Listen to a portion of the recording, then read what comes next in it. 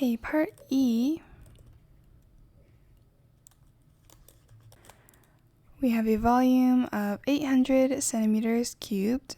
No, this is in meters cubed.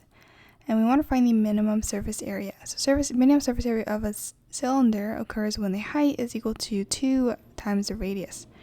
So if the volume of a cylinder is equal to pi r squared times the height, volume we know has to be 800 here. And we can sub in the h as 2r. So that means that we have 2 pi r cubed here. And we can solve for r by taking the cubic root of 800 divided by 2 pi.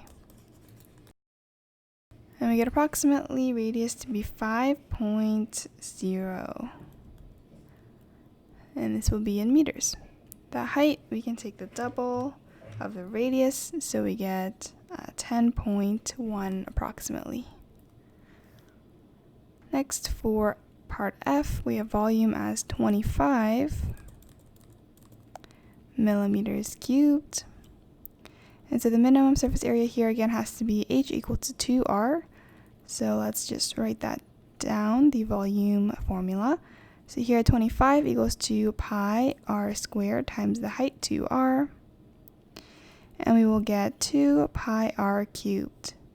So here r is equal to the cubic root of 25 over 2 pi. And we get radius to be approximately 1.6 millimeters.